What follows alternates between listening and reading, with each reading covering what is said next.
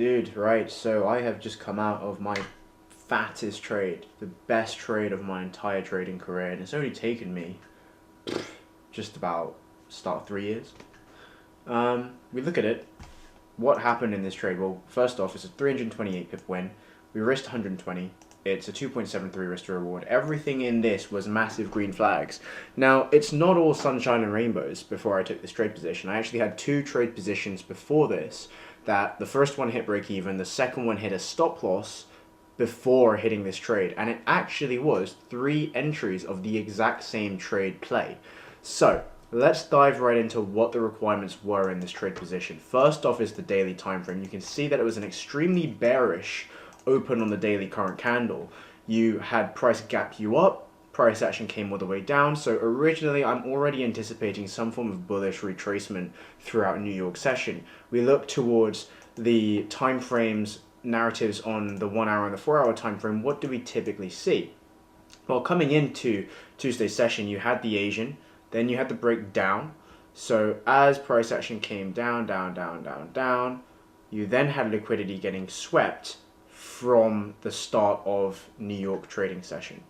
So when price action started coming up, we originally were looking for buys. I actually really wanted to get a buying opportunity here because if you look at the daily, what happens? You have a gap to fill in the market. Price action is for sure going to have this current range to be filled. You're looking for some form of range 2 breakout confirmation, retest, supports for price action to start taking buys up. And it was only when we started getting candle closures like this where we started looking for some buying opportunity. We saw the reversal, we saw the 30, we wanted to get into the 30 bottom wick for then price action to give you the wick fill. But it wasn't all fun and games because the first trade positions that we took was just after the 2:30 p.m. candle open. The first trade I took was at 2:37. 2:37 gave me the candle open. Where was it? Right here, price action on this 1 minute time frame. I decided to take buys up on the rebreak of the current 5 highs. That didn't work out because you got stopped back out on price action. Right here, so we had risk free, we went break even, and then price action. Unfortunately for me, let's just grab my position entries. First position that I took, we entered in on the break, so we had the small retest on the 1 minute time frame. So we're looking at the break of the highs. I actually entered on this red one. Price action shot up, risk-free area on the nearest resistance, and then price action started pushing back down.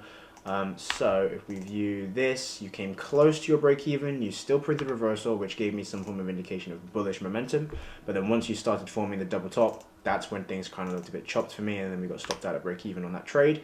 Position 2 was a little bit better because what we saw was, okay, you've got 30 time frame confluence now, and that was the 3 p.m. candle closure, 3 p.m. candle open. So it was this candle right here. Price action on the next 30 and the next 1 hour just shot down right away. It shot down right away for me to start taking the buys up on the reflip bullish, which it made sense in my opinion.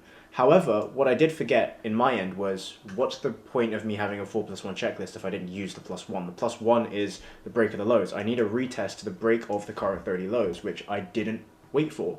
So when I entered that trade position upon 3 p.m., we had the open on price. Price action pushed you up on the candle, that's where I entered, to then price start shooting down. What I should have waited for was price action to shoot up, come back down, rebreak the lows, give me bullish confirmation and get in on the high. And that's exactly what we waited for. We waited for the rebreak of the current high on the 30, and then we started taking the buys up once we had the retest of the lows, and that made a lot more sense. We set the stop loss to the new lows of the candle, and then price action continued to push all the way up. Now, even this third position, the trade that actually got me the win, wasn't so smooth. We understood that price action risk off is going to be at around the 136 area because it's the first rejection point that price action needs to clear, which you did. That's perfect. There's so many things in this trade that I was like, right, I really want to close out here, or I'm starting to curse because price action is coming back down to a break even. Why can't it be so simple that price action shoots all the way up for the 4 p.m. on the top wick first? All of these things in my head. I kept asking myself, I said, look, just close your position out or trail your stops at least to secure something. Because bear in mind, I came out with, a break-even trade first, to then a minus 96 pip loss, to then now a 328 pip win, which I didn't even know I was going to hit full TP. I came 6 pips away from hitting a break-even at this trade position. Now, I don't know if this is luck, because my trade position made sense. I got in right where I expected it to, which is the 30 rebreak at a highs.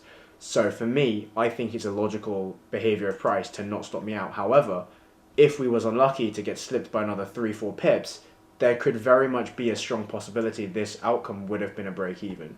So, aside from that small hint of luck that I believe that I had right here, the number one thing that has made this trade by far one of the best in terms of pips, but in terms of management, is because over this February month, this is the fourth week of February, I kept telling myself since January, don't manually manage your position. Don't try and be smart about it. Don't try and trail.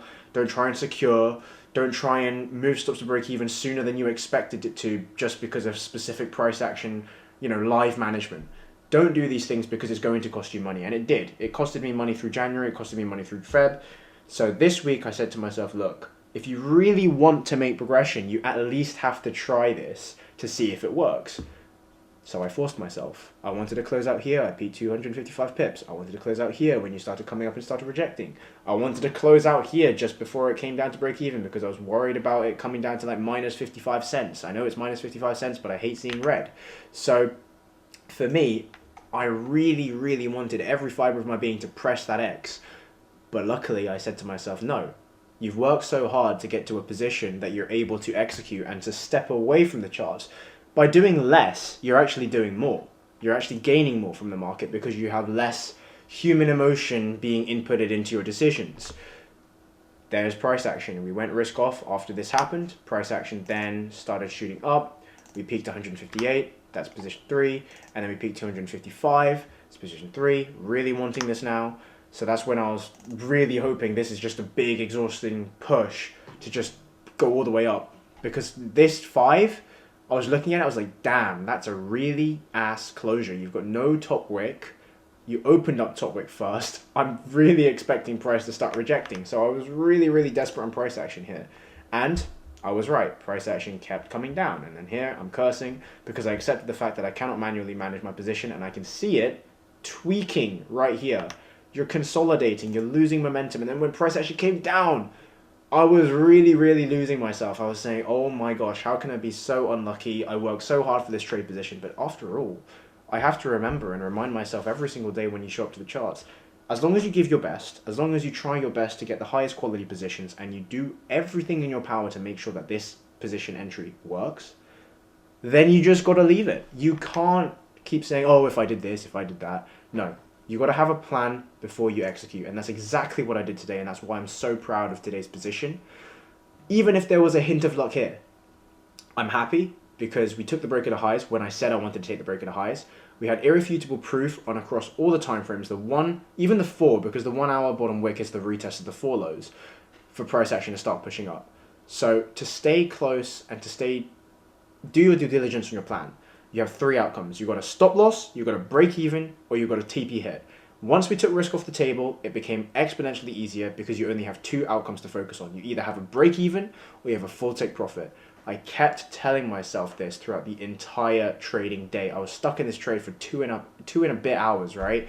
And I've got a clip that I will show, and it was me live, my live reaction when I finally saw price action hit my full TP. And I'm going to insert this now. It's an absolutely fantastic trade. I hope this has brought value to other people here. This is for my own purpose, for my own documentation purpose. But also, if anyone is watching this, I really, really hope that you gain some value out of this. Let's play that clip.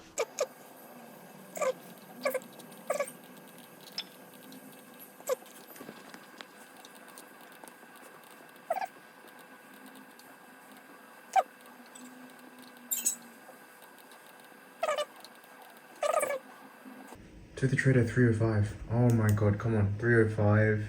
I've been stuck in this trade for 2 hours.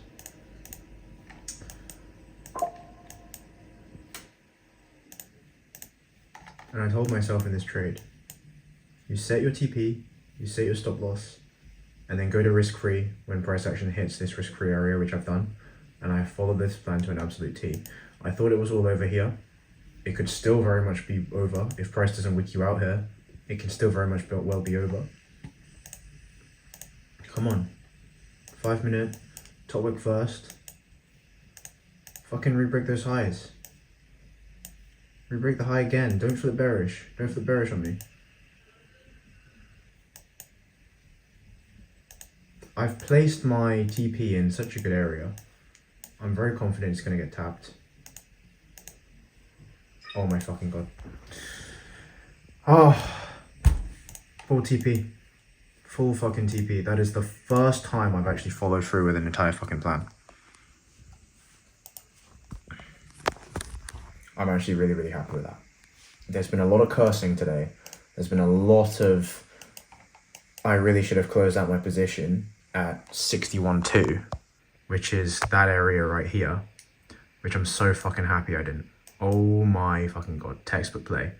Opened up. It was a wick break at a highs, utilizing the 1 hour and the 30-minute break at a highs, utilizing momentum to start pushing up. You had confluence on the hour with a wick fill, confluence on the 30 with a wick fill, which is this candle right here. You had the closure above, risk off at this area here. That's the first rejection point, and price action rode the wave up. Third time lucky. Third time fucking lucky. I took 3 positions. First position was break even, so that didn't count as one.